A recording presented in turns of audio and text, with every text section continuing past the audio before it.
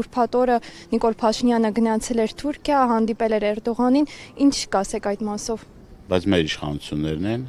Հայաստանի։ Տեսեք, նախ նորից մեկ անգամ եւս ուզում եմ բոլորիս շնորհավորել այս Սուրբ տոնի կապակցությամբ եւ ուզում եմ մեր օգտվելով առիթից մեր հայրենակիցներին նաեւ կոչ անել, որ այս օրը գան Մայրաթոր Սուրբ Էջմիածին եւ իրենց օրհնություն ստանան եւ սա շատ կարեւոր է։ Ինչ վերաբերվում է Նիկոլ Փաշինյանի այցին, կարող եմ ասել, որ մեզ համար համենայն դեպս անակնկալ չէր, իր քաղաքականության շարունակությունն է։ Տեսեք, այս ամբողջ ամիսների, տարիների ընթացքում Նիկոլ Փաշինյանը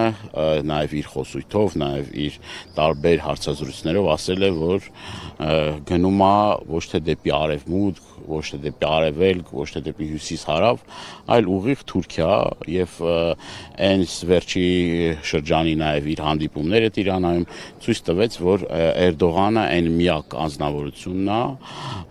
Ալիևի հետ, որին անվերապահորեն ընդունում այս իշխանությունը։ Դրանից բխող բոլոր բացասական հետևանքներով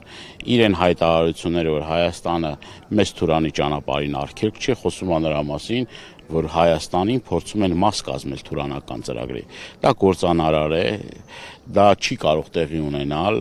մի պարզ պատճառով, որովհետև դրա գործարկման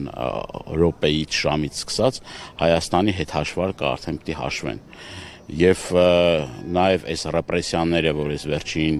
օրերի ընթացքում սրբազան պայքարի հայ հեղափոխական դաշնակցության ակտիվին շրջաներում ձերբակալություններ, հետապնդումներ, խոսում է նրա մասին, որ նաև իշխանությունները վախեր ունեն, որ մեր հայրենակիցները թույլ չեն տալու, ակտիվ հակազդեցություն լինելու եւ Հայաստանը Թուրանական ծրագրի մաս չի կազմելու։ Ճիշտ է, որևէ փաստաթուղթ չի ստորագրել Նիկոլ Փաշինյանի կողմից, բայց մեր այս տարիները մեզ դաս են, որ Նիկոլ Փաշինյանը կարող է նաև բանավոր փոխհմբռնումներով կարևորագույն հարցերում զիջումներ անել կենսական նշանակության խնդիրների շուրջ եւ դա նաև մի շատ կարևոր արձանագրում պիտի անենք, որ երեք Ջեյհուն Բայրամովը, այնուհետև նաև այլ պաշտոնյաներ Ադրբեջանի հայտարարեցին, որ Հայաստանը պարտավորվածություններ ունի ադրբեջանցիների, այստեղ վերաբնակեցման խոսք 300,000 ադրբեջանցիների վերաբնակեցումն է, սահմանադրության փոփոխության, ճանապարհի տրամադրման, այսինքն այս գործընթացները իրենք համարում են, որ ակտիվ փուլի մեջ է, եւ սա չի կարող մեզ չանհանգստացնել եւ չի կարող մեզ, այսինքն այս process-ներից հեռու պահել։ Մենք պիտի կարողանանք այս ծրագրերի իրենց այս գործանարար ծրագրերի ողնաշարը ջարդել կոտրել։ Դուք խոսեցիք ձերբակալությունների մասին, ուրբաթ օրը տեսանք մի շարք ձերբակալություններ տեղի ունեցան, ինչի համար դա տեղի ունեցավ, ինչ էր ուզում Նիկոլ Փաշինյանը դրանով ցույց տալ։ Տասնյակ ակտիվիստներ ձերբակալվել են, դրանց թիվը հասնում է մոտ 100-ի, տեսակ, որ վաղ առավոտ ծովանից արդեն ոստիկանական ուժերը կենտրոնում էին, արդեն հանրապետության հրապարակում էին եւ ինքը հասկանում է, որ այլևս ինչքան էլ բռնաճնշումներ գործադրի, ինչքան էլ բիրտուշ կիրառի, այլևս հնարավոր չի լինելու կասեցնել այն ըմբոստությունը, այն հակազդեցությունը, որ կա հայ ժողովրդի կողմից։ Ցանկացած քայլի դեպքում ժողովուրդը դուրս է գալու փողոցները եւ վռնդելու այս իշխանություններին եւ ինքն էլ իր համապատասխան տակտիկան է որդեգրել, այսինքն ինքն էլ ուզում է դրանով փորձել ճնշել, վախեցնել, հեռու պահել հատկապես այն ակտիվ մարդկանց, որոնք որ բոլոր պայքարների ժամանակ ակտիվ ներգրավվածություն են ունեցել, իրենց բողոքի ձայն են արտահայտել։ Ես ուզում եմ հիշեցնել, որ այդ ռեպրեսիոն համակարգը գործել է ամբողջ Հայաստանի Հանրապետությունում, մարզերում, քաղաքներում քաղաքներում, գյուղերում եւ նաեւ մայրաքաղաք Երևանում ամեն դեպքում նաեւ իրեն են զեկուցել Նիկոլ Փաշինյանին, որ ցանկացած քայլի դեպքում կա մի հոց մեր հայրենակիցների մի զանգված, որը որ իրեն այդ հակազդեցությունը ցույց է տալու եւ ինքը այլևս դրանից հետո իշխանություն չի լինելու։ Նիկոլ Փաշինյանը շարունակ հայհոյում է սրբազաններին, վեհապարին, ասում է, որ պետք է նոր ընտրություններ լինեն կաթողիկոսի։ Որն է սրա վերջնակետը, ինչ է ուզում Նիկոլ Փաշինյանը սրանով։ Թուրքական պահանջ է, դա էլ ադրբեջանական պահանջ է։ Դուք տեսնում եք սինխրոն այն արտահայտությունները, որ հնչում են Ալաշուկի ու Փաշազադեի կողմից, թիրախավորելով մայրաթորը եւ նաեւ հայ հոգեվորական դասին,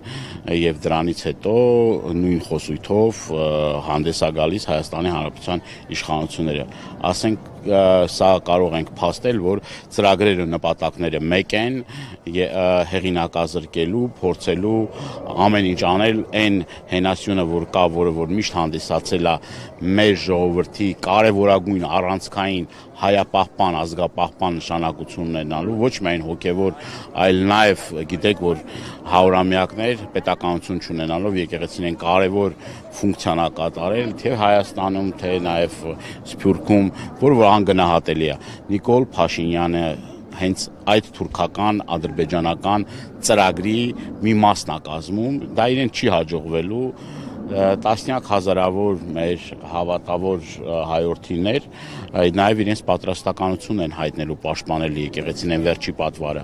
Դրա մասին նաև վերջերս խոսեց ազգային բարերար Սամվել Կարապետյանը, այնուհետև իր նկատմամբ տեղի ունեցան այդ բռնաճնշումները, հետապնդումը, կալանավորում, ձերբակալությունը եւ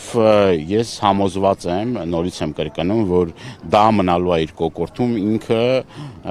ինքը այս պատերազմը, որ հայտարարել է, իր վերջին այսպես ասած ճակատամարտ ինքը տանուլ է տալու, որովհետեւ մեր ինքնության պահպանության գործում համոզված եմ, որ շատ մարդիկ ոչ միայն հասարակ մեր քաղաքացիները, այլ նաև թե մտավորականները, թե ուրեմն բարեգործները, թե տարբեր շրջանակների մարդիկ նորից եմ կրկնում, ի պաշտպանություն եկեղեցու կանգնելու են։ Դա մեր սուրբ պարտականությունն է։ Մենք այլ ընտրանք չունենք, դրա մասին նաև գիտի իշխող ուժը։ Ես եմ շնորհակալ։